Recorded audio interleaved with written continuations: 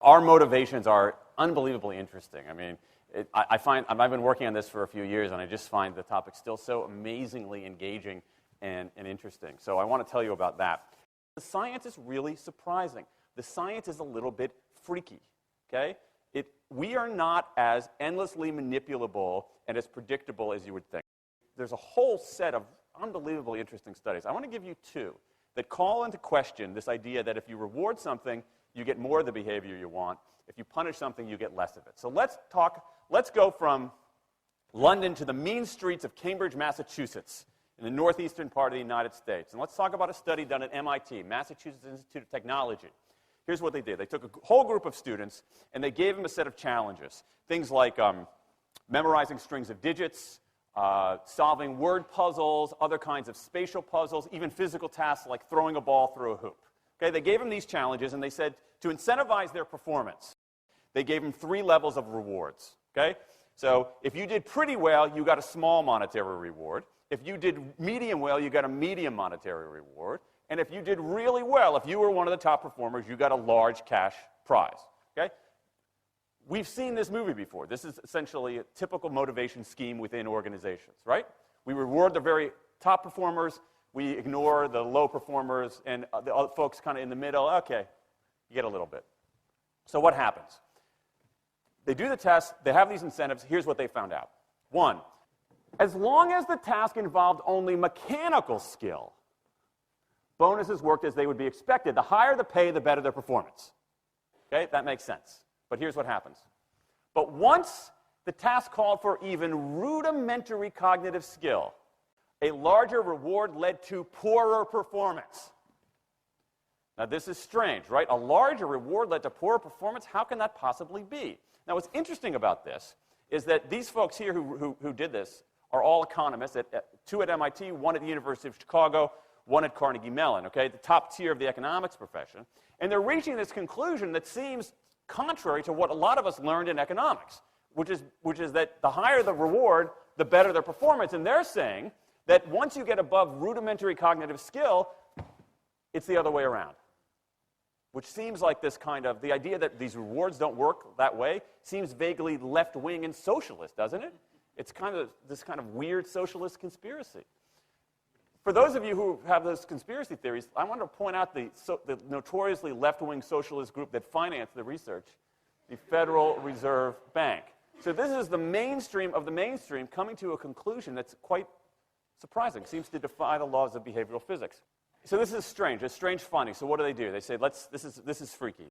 Let's go test it somewhere else. Maybe that $50 or $60 prize isn't sufficiently motivating for an MIT student, right? So let's go to a place where $50 is actually more significant relatively. Right? So let's take the experiment. We're going to go to Madurai, India, rural India, where $50, $60, whatever the number was, is actually a significant sum of money. So they replicated the experiment in India roughly as follows. Small rewards, the equivalent of 2 weeks' salary. Small performance, low performance, 2 weeks' salary. Medium performance, about a month's salary. High performance, about 2 months' salary. Okay, so those are real good incentives. Okay, so you're going to get a different result here.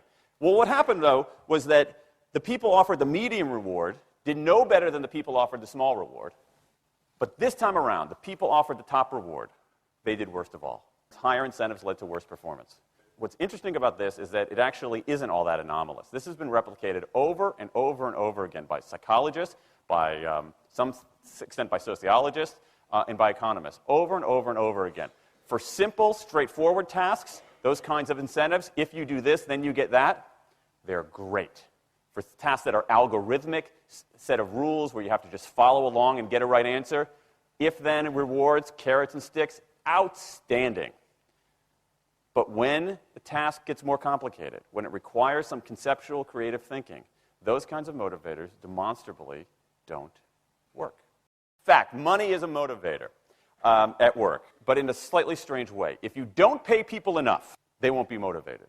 What's curious about, there's another paradox here, which is that the best use of money as a motivator is to pay people enough to take the issue of money off the table. Pay people enough so that they're not thinking about money and they're thinking about the work. Now, once you do that, it turns out there are 3 factors that the science shows lead to better performance, not to mention personal satisfaction. Autonomy, mastery, and purpose. Autonomy is our desire to be self-directed, to direct our own lives.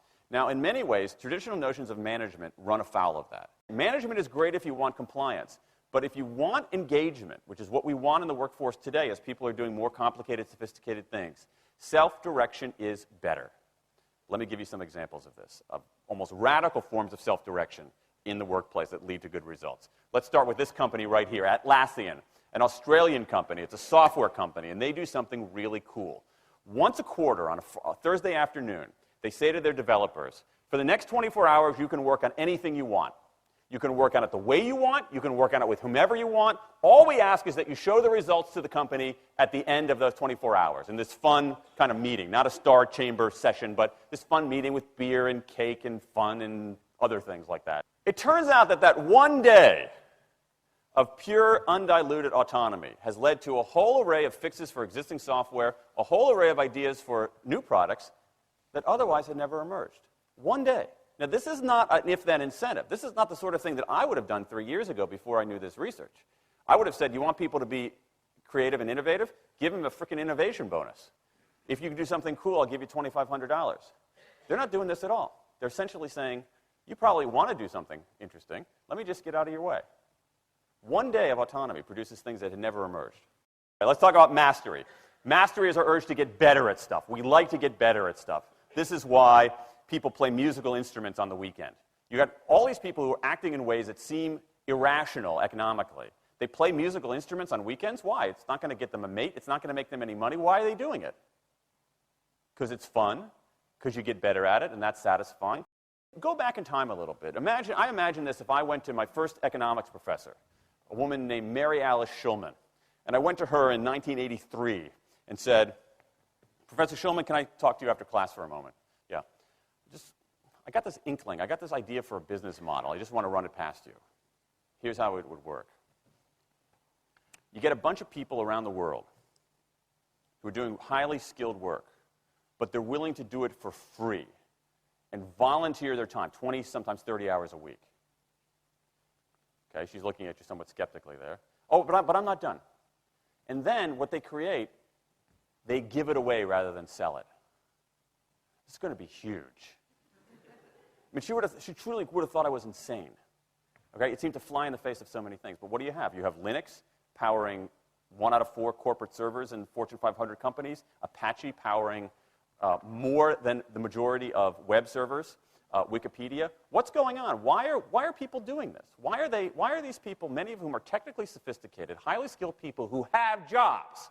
Okay? They have jobs. They're working at jobs for pay, doing sophisticated technological work. And yet, during their limited discretionary time, they do equally, if not more, technically sophisticated work, not for their employer, but for someone else for free.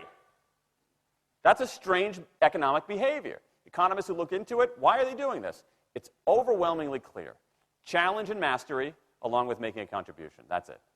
What you see more and more is a rise of what you might call the purpose motive, is that more and more organizations want to have some kind of transcendent purpose, partly because it makes coming to work better, partly because that's the way to get better talent.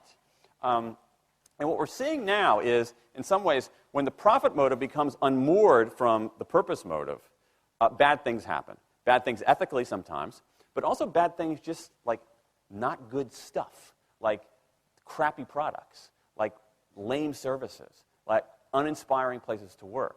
That when the profit motive is paramount, or when it becomes completely unhitched from the purpose motive, it's just, people don't do great things.